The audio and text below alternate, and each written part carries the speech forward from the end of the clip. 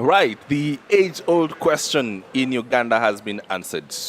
The grand old man of Uganda must stay in office, must be elected again and again and again. This is Afro Politico.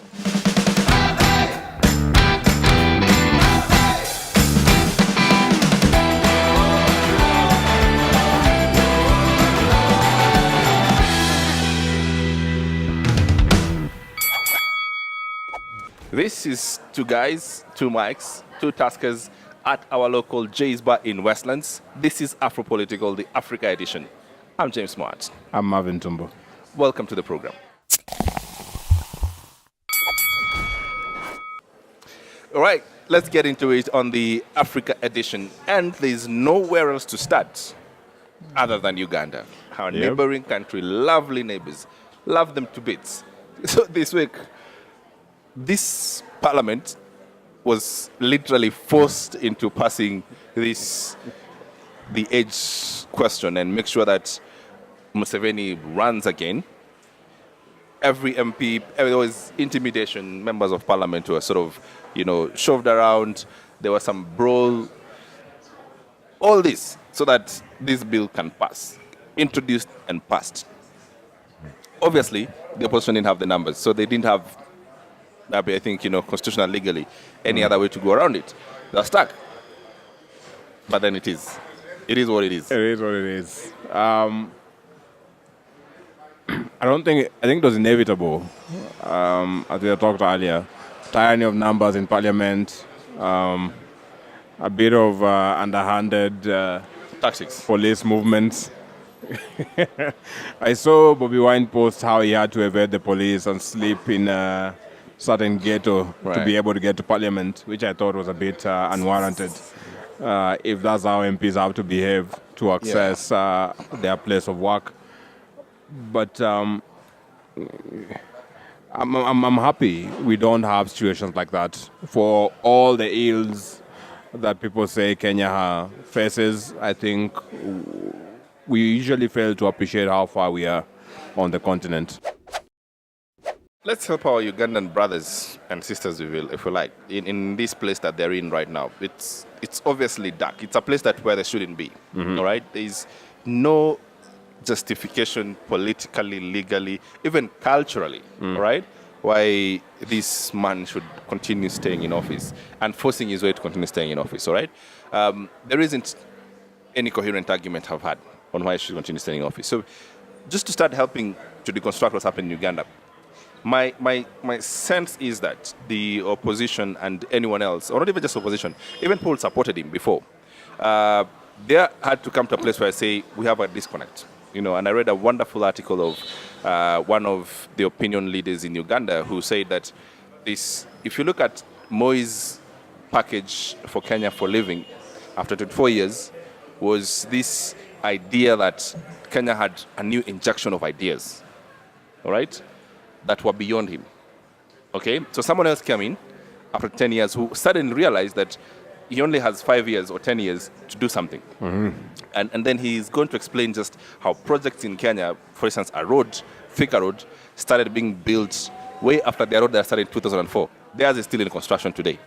Because there's a lot of brinkmanship, you have to go to the same person to get clearance and all these things. But in Kenya, we just change people in office and we change them quite often. There seems to be a level of government that we remove from the person, all right? We are still not yet there, 100%. But just what Moi agreeing to leave power after 24 years and allowing someone else to get in, and then someone else allowing someone else to get in, is helping us to conduct our affairs of the state and business in a far much efficient way. The situation, I think, that you'll find to be differing from what you have here is for those ones who have run, take Chancellor Merkel, for instance, she'll be doing her fourth term. And with that, you'll find that over a lot of the local or domestic issues she was able to handle on her first 2 terms. And over the last term, and I think now this one, she's emerging as more of a European leader. So it means with the same kind of office, I think she feels that she has a bigger mandate than within the country. That would be my argument. So it feels as if it's a fresh kind of, what do you call it, leadership.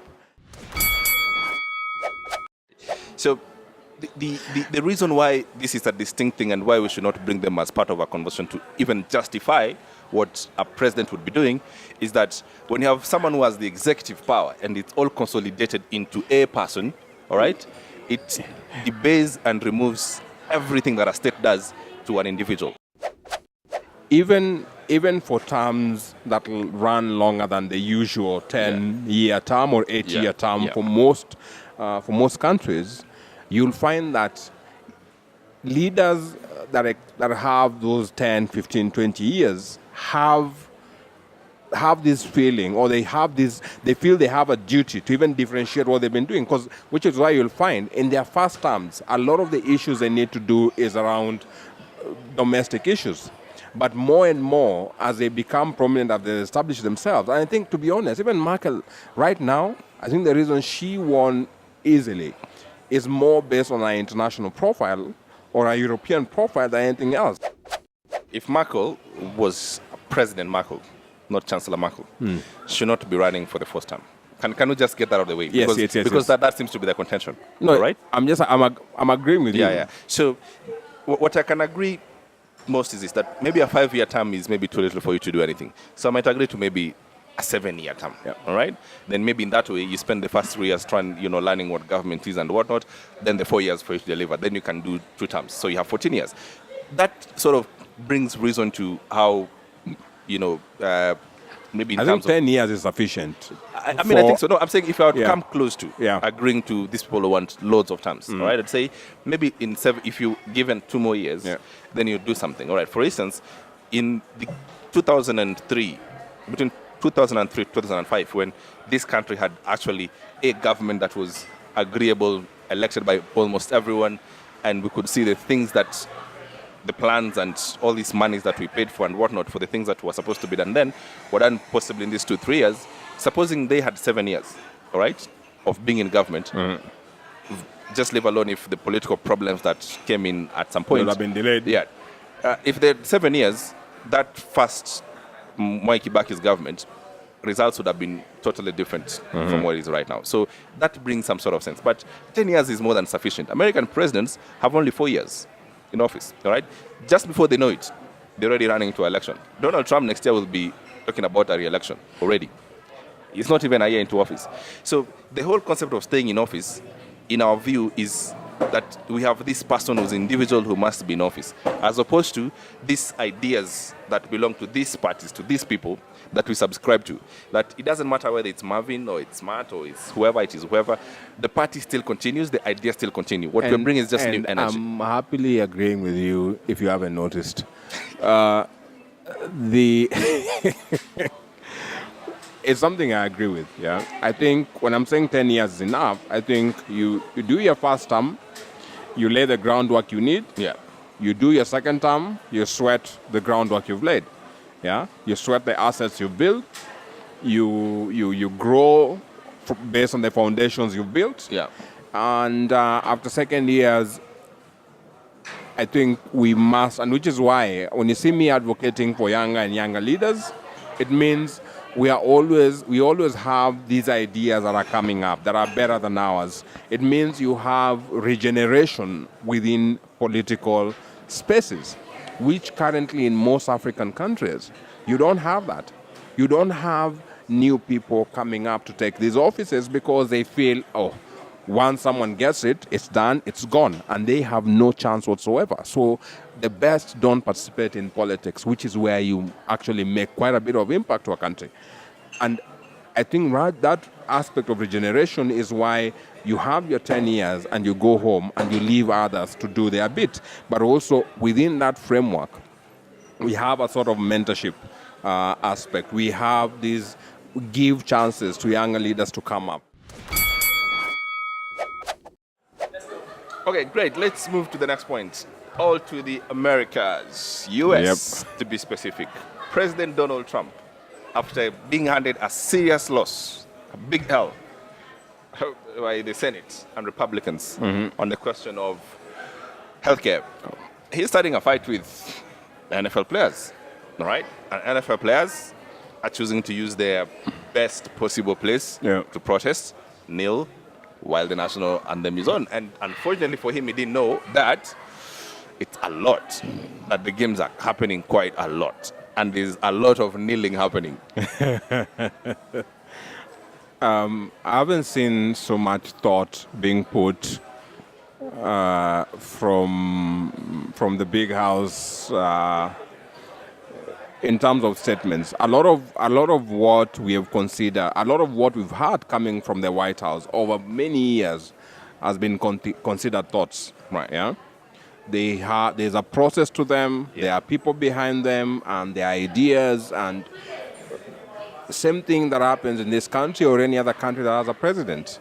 There's usually a pipeline before any statement is read within that particular house or any state house or White House for that matter. Now, in this case, I think it's a challenge of new media where you find the immediacy of it and where you cannot control the person doing because of office and protocol for that purpose. It becomes a bit of a problem to even keep up or structure what messages are going out. That said, this is a foot in the mouth, one of several over the last many Since months. Since he became president, essentially. Actually, even before. Yeah. And to be honest, I think in terms of institutions, maybe, and these are, I just say as something I had to consider. Maybe it's a good thing that he is president. You know why? Why? Because in his own very rudimentary way, he is forcing America to have conversations that they've pussyfooted around for the longest time. Yeah? He is forcing America to have these conversations genuinely, in the open, in support or against, but at least the conversations are happening, and I think it might be a good place for it to start. Someone like Trump really plays on the lowest denominator of politics. Yeah. All right? And for a country like America, a country that is built by immigration, built by immigrants, built by the idea that everyone just came in there, you don't want that, all right? Because it's if we are looking at America, if we're all looking at America as that symbol or that icon of what we can be, what the world can be, of how to bring people together and have create a nation out of it, create success out of it, then America is all of a sudden not it. Which is why, and my concern is that racism is not it's not the issue now, but it has been given the room and the environment to come out now. Yeah?